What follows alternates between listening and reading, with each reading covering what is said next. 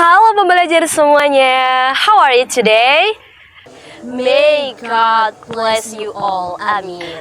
Okay, let's study together with me. Dalam materi apa sih kira-kira? Tonton video berikut ini dulu ya. Cus, let's go.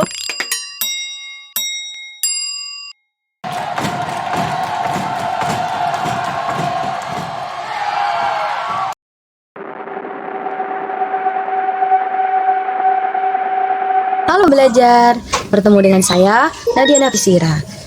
Nah, pada kesempatan kali ini kita akan membahas tentang apa yang sudah kalian lihat dari video yang ditayangkan tadi. Jadi, apa sih perbedaan gerakan dalam sistem gerak antara atlet dengan astronot? Namun sebelumnya, mari kita bahas terlebih dahulu pengertian dari sistem gerak. Apa sih sistem gerak itu? Mari kita lihat dalam tayangan berikut ini. The skeleton has 206 bones in an adult. Babies have 270, which fuse for this result. The skeleton is divided into two main zones, which are called the axial and appendicular bones.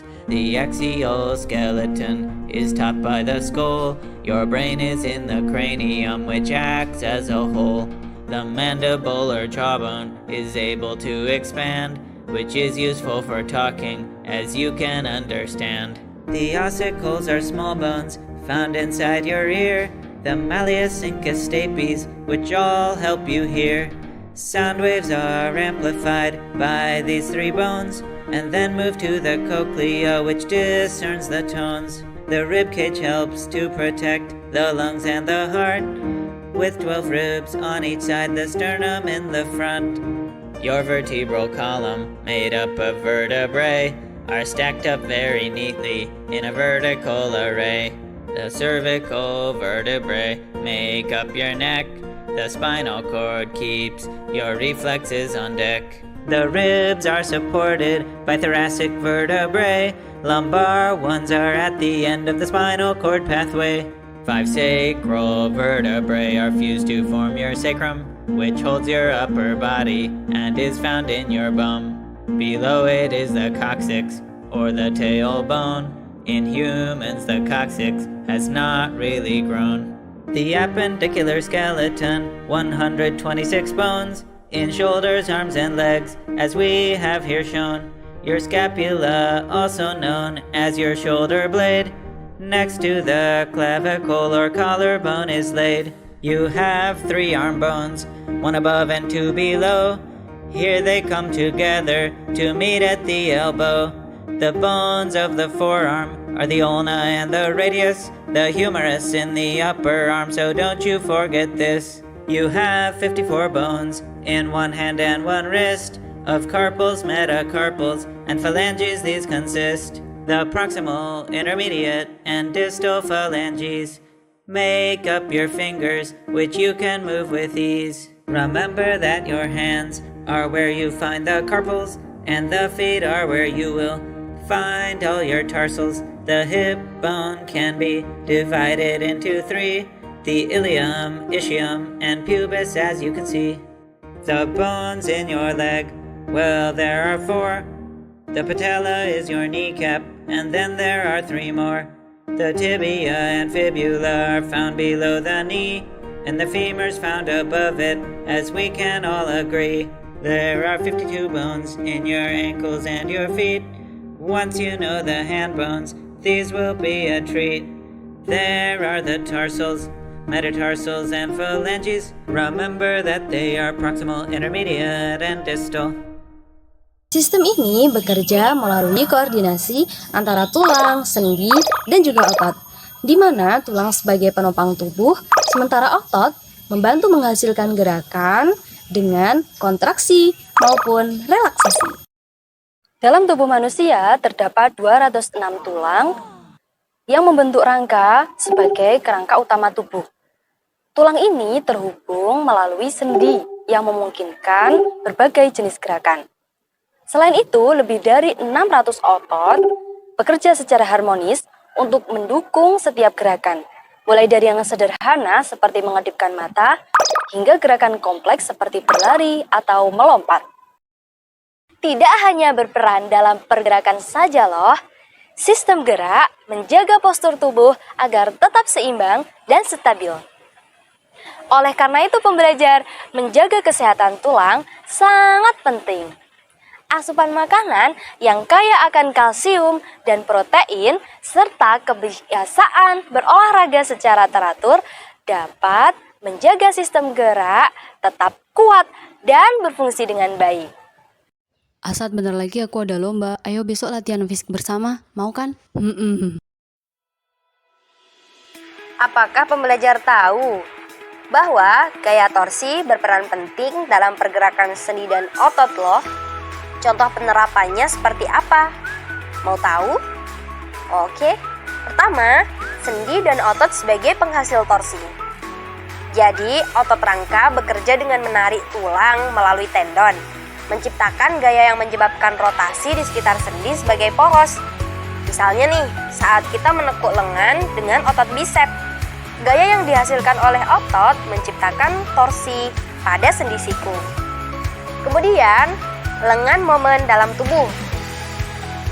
Apabila semakin panjang lengan momen, yakni jarak antara titik aplikasi gaya dan sendi, maka semakin besar torsi yang dihasilkan. Inilah sebabnya mengapa seseorang bisa mengangkat beban lebih mudah jika posisinya lebih dekat dengan sendi. Jadi pembelajar, dengan sistem gerak yang sehat, manusia dapat menjalani kehidupan dengan lebih aktif dan produktif. Nah pembelajar, yuk kita cari tahu apa sih perbedaan cara gerak antara atlet dengan astronot.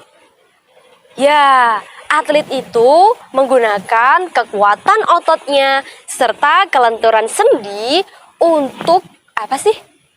Betul sekali, menghasilkan kecepatan yang melesat. Selain itu, dia juga dibantu dengan gaya dorong dari tanah. Sehingga dia bisa terus melaju kencang. Berbeda lagi dengan astronot.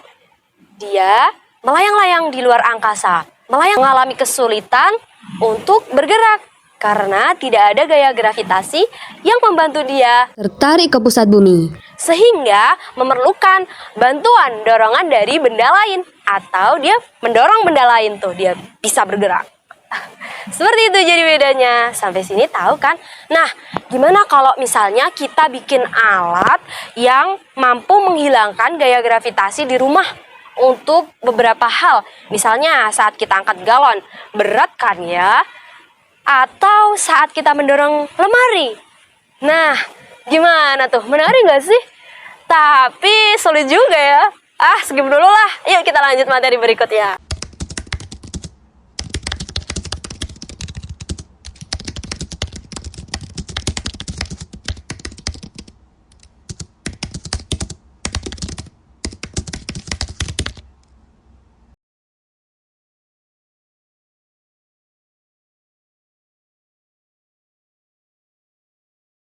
الذي خلق سبع سماوات طباقا ما ترى في خلق الرحمن من تفاوت فارجع البصر هل ترى من فطور. Nah pembelajar, dari Quran Surah Al-Mulk ayat 3 tadi bisa kita resapi bersama bahwa Tuhan telah menciptakan tubuh manusia secara seimbang dan sempurna agar berfungsi dengan baik. Terlepas dari kekurangan yang kita miliki, baik secara fisiologi ataupun morfologinya. Jadi titik maksud dari kata seimbang, sempurna, dan juga berfungsi dengan baik ini adalah bagaimana kita bisa melakukan gerakan secara harmonis dan optimal untuk kegiatan sehari-hari sehingga semua pekerjaan kita berjalan dengan baik. Bukan terletak dari sekedar lengkapnya fisik ataupun tubuh kita. Tangan yang lengkap kalau tidak difungsikan dengan yang baik, apa gunanya? Sehingga pertanyaan besar nih buat kita yang suka malas gerak, bukan karena sakit, bukan karena kelelahan, melainkan full seharian lebaran. Full seharian rebahan. Halo. Namir, ayo katanya hari ini berlatih. Ngantuk. Nah, nggak boleh gitu. Kamu rebahan, wake up. Oke, semoga kita bisa menjaga kesehatan kita. Lanjut materi berikutnya.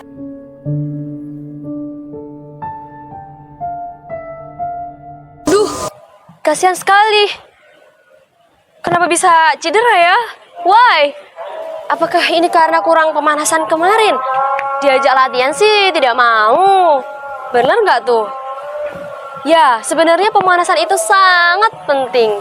Mengapa? Karena hal ini untuk melatih kelemasan otot agar terhindar dari kram otot dan juga ligamen supaya tidak cedera. Asad, belajar dari peristiwa kemarin, aku jadi semangat berlatih hari ini. Karena pemanasan itu melatih kita supaya melakukan gerakan koordinasi yang harmonis antara otot, tulang, dan sendi itu tadi. Sehingga apabila tidak latihan, kita akan mengalami overload gerakan, melebihi batas, dan bisa menyebabkan cedera.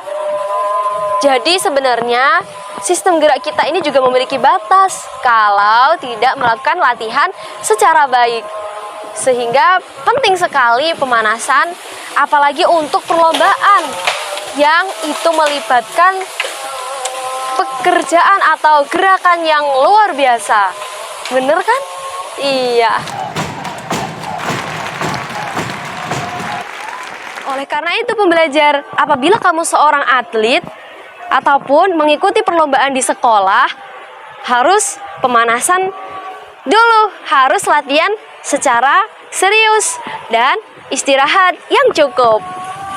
Tapi ini tidak berlaku untuk seseorang yang akan melaksanakan perlombaan saja loh, melainkan pekerjaan kita setiap hari juga membutuhkan kelenturan otot, juga memerlukan koordinasi antara otot, tulang, dan sendi. Sehingga setiap pagi kita dianjurkan untuk berolahraga agar pekerjaan-pekerjaan berat yang kita lakukan di pagi hingga malam hari bisa bekerja secara optimal. Setuju? Sebelum angkat galon, lakukan pelenturan otot terlebih dahulu. Setelah dirasa cukup, saatnya kita mengambil ancang-ancang. Praktek ini didapat dari Alexander Dejanovic, PhD, seorang ahli kesehatan rehabilitasi tulang belakang dan kinesioterapi tulang belakang serta postur dari Serbia. Begitulah cara mengangkat galon dan menurunkannya kembali ke lantai agar tidak bahaya bagi kesehatan tulang belakang. Dari pembelajaran video kali ini, apa sih yang bisa pembelajar dapatkan? Selain kita belajar terkait atlet dan juga astronot, gerakan dalam sistem gerak ini juga berlaku dalam kehidupan sehari-hari kita. Jangan lupa ya, mengangkat galon secara tepat supaya tidak bermasalah di tulang bagian belakang. Selain itu, kita juga diperkenankan untuk menjaga kesehatan tulang, otot, dan sendi.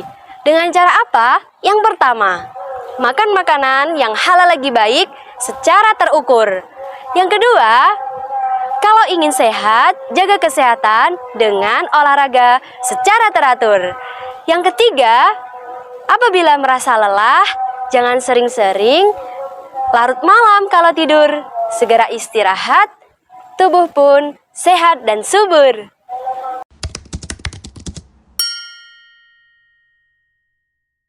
Nah, pembelajar sekalian, jadi apa sih yang bisa kita refleksikan dari pembelajaran materi gerakan dalam sistem gerak?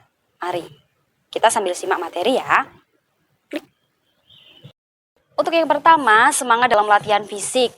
Jadi gerakan dalam sistem gerak itu tidak hanya terjadi secara alami, melainkan bisa melalui kebiasaan dan juga latihan-latihan. Nah, hal ini untuk memperkuat otot kita, kemudian menambah kelenturan sendi, dan juga mengharmonisasikan koordinasi anggota tubuh, khususnya dalam sistem gerak. Nah, aktivitas apa saja yang bisa kita lakukan? Bisa bermacam-macam, melalui olahraga, pemanasan, peregangan. Sedangkan olahraga yang bisa kita lakukan Bisa saja hanya pull up, sit up, back up, tetapi juga bisa melakukan olahraga berat seperti berenang, berlari. Nah, kalau kita mau mengikuti lomba lari seperti yang diikuti oleh Namir, maka kita perlu melakukan latihan lari setiap harinya. Kalau perlu, ada pembimbing yang melatih kita setiap hari. Selanjutnya, kita perlu menjaga pola makan yang teratur, terukur, dan juga seimbang. Karena mengapa? Di dalam makanan tersebut mengandung asupan nutrisi yang berpengaruh untuk kesehatan tulang, otot, dan persendian. Asupan nutrisi yang seperti apa? Tentunya yang kaya akan protein, kalsium, karbohidrat, dan juga lemak yang sehat. Protein ini sendiri berfungsi untuk melakukan pertumbuhan dan juga perbaikan jaringan otot. Sedangkan kalsium untuk menambah kekuatan tulang kita. Berikutnya, karbohidrat untuk menghasilkan kalori sehingga menambah tenaga dalam pergerakan kita. Dan yang terakhir yaitu lemak yang sehat mampu menambah kelenturan sendi. Aspek-aspek asupan nutrisi tersebut tentunya perlu kita butuhkan setiap hari secara seimbang agar menghasilkan semacam bahan bakar dalam sistem gerak kita sehingga bekerja secara optimal. Yang ketiga yaitu istirahat yang cukup. Seperti halnya tidur yang teratur dan tidak kekurangan ataupun kelebihan. Mengapa? Karena hal ini penting untuk tubuh dalam proses regenerasi sel dan pemulihan otot. Kalau misalnya kita kekurangan tidur, kekurangan istirahat, maka akan menyebabkan kelelahan otot, kemudian menurunkan daya tahan tubuh, serta mengganggu fungsi sistem gerak. Begitu juga jika kelebihan tidurnya atau kelebihan waktu istirahat kita, maka proses regenerasi sel dan juga pemulihan otot itu akan terganggu sehingga menurunkan daya tahan tubuh kita. Jangan sampai nggak sih? Next pembelajar, untuk tips yang keempat adalah menjaga kesehatan mental dan emosional. Ini penting sekali loh. Selain latihan fisik dan juga menjaga kesehatan jasmani, ternyata pikiran yang tenang, hati yang senang juga berperan dalam menjaga kesehatan sistem gerak kita. Karena jika stres berlebihan terjadi pada diri kita, ini menyebabkan ketegangan otot. Yang mana hal itu dapat mengganggu postur dan juga pergerakan tubuh kita. Oleh karena itu, proses penting yang bisa kita lakukan untuk menjaga kesehatan mental kita adalah dengan misalnya relaksasi, kemudian meditasi, selanjutnya juga aktivitas yang menyenangkan seperti healing. So, pembelajar, dari keseluruhan refleksi Kanadia kali ini tidak hanya mengajarkan tentang aktivitas fisik saja, melainkan juga melibatkan pola makan, istirahat, serta kesehatan mental. Apabila aspek-aspek ini dilakukan secara seimbang dan baik, insya Allah juga akan mendukung kualitas hidup kita yang jauh lebih baik. Sebagai penutup, ada pantun nih dari kakak. Jangan lupa bilang cakep ya. Kalau suka jangan diam hap, segera ungkap dengan terang. Rangka kuat, tubuh pun tegap, gerakan lancar, hati pun senang. Terima kasih. Mohon maaf apabila ada kekurangan dan kesalahan kata. Selamat belajar, selamat menjaga kesehatan. See you.